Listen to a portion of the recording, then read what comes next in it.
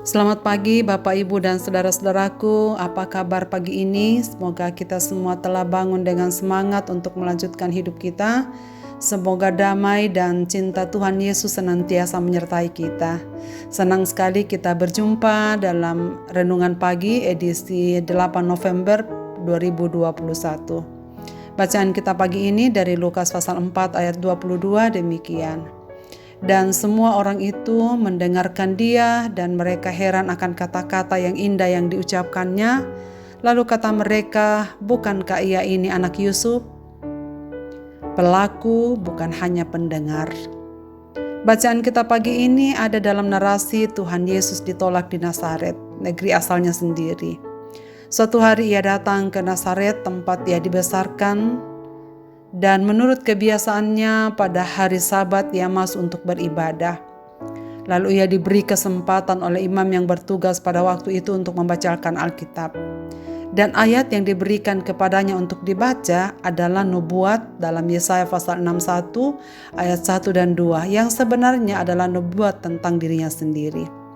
Kalimat itu berbunyi, Roh Tuhan Allah ada padaku.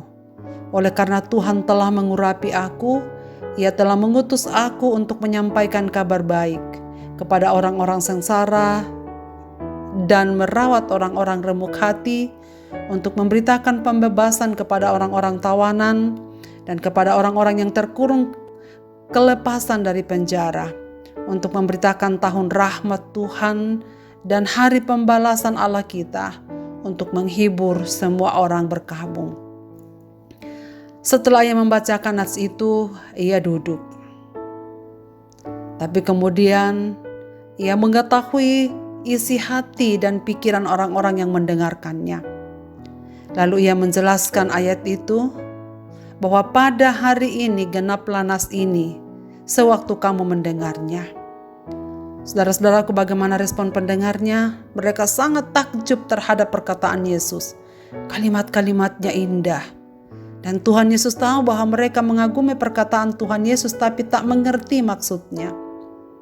Mereka juga tertarik pada Yesus karena peristiwa mujizat yang baru saja diperbuatnya di Kapernaum. Namun sesungguhnya mereka tak mengenal siapakah Tuhan Yesus yang disoroti dalam nubuatan ini. Bagi mereka Yesus adalah anak dari Yusuf, tukang kayu itu. Maka Yesus meneruskan penjelasannya dengan tujuan agar mereka mengerti makna ayat itu. Namun apa yang terjadi? Saudara sekalian bukannya menerima, malah menolak bahkan marah terhadap Yesus.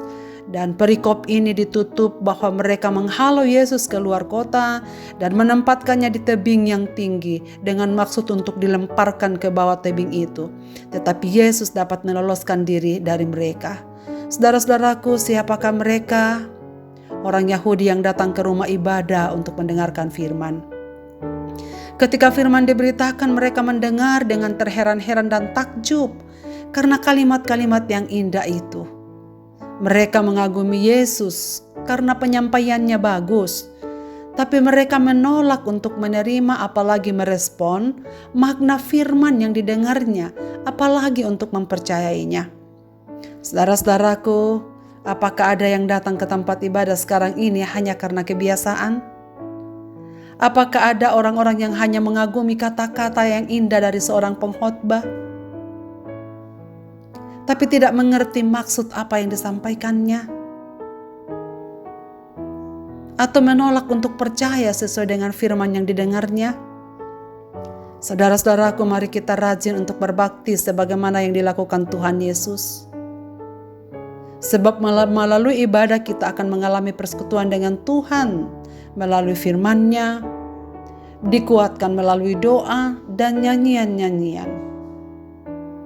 Semoga kita datang dengan penuh kerinduan dan membuka hati kita untuk mendengar, menerima, dan melakukan apa yang kita dengarkan di hari itu. Dengan demikian, kita adalah orang yang berbahagia karena kita adalah pelaku firman, bukan hanya pendengar semata. Marilah kita berdoa. Bapa di sorga, terima kasih banyak untuk firman-Mu pagi ini mengawali hari-hari kegiatan kami. Kiranya Bapa memberkati kami di sepanjang minggu ini. Dan sebagaimana Yesus Kristus mengajarkan kami supaya kami setia beribadah dan berbakti kepadamu mendengarkan firman-Mu. Kiranya kami meneladaninya, sebab hanya melalui persekutuan dengan Dikau dalam ibadah-ibadah kami akan memperoleh kekuatan rohani untuk menjalani kehidupan kami di dunia ini. Hanya ya Tuhan, tolonglah kami, supaya setiap kali kami mendengar firman-Mu, kami tidak hanya mengagumi kata-katanya yang indah, tetapi berusaha menerima firman itu, menaruhnya dalam batin kami, menerimanya dengan penuh sukacita, lalu kami mempraktekkannya dalam kehidupan kami. Bantulah kami ya Tuhan supaya kami menjadi pelaku firman, bukan hanya pendengar saja. Dimanapun umat-umat-Mu berada pada pagi hari ini yang mendengarkan renungan firman-Mu ini, diberkatilah mereka senantiasa. Biarlah hati mereka selalu menjadi ladang yang subur, tanah yang subur untuk menerima kebenaran firman-Mu.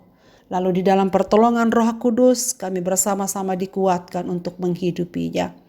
Apapun keadaan umat-umat-Mu pada hari ini dan kesibukan apapun yang sedang mereka alami, kiranya Tuhan hadir di dalamnya. Biarlah mereka semakin bersukacita oleh karena mereka tahu bahwa Yesus Kristus adalah Tuhan dan Juru Selamat kami yang memberikan kami kekuatan senantiasa berjalan di tengah-tengah dunia ini. Di dalam nama Tuhan Yesus Kristus, kami datang kepadamu ya Tuhan pada pagi ini. Amin. Selamat beraktivitas Bapak, Ibu, dan saudara-saudaraku. Tuhan Yesus memberkati kita dengan firman ini.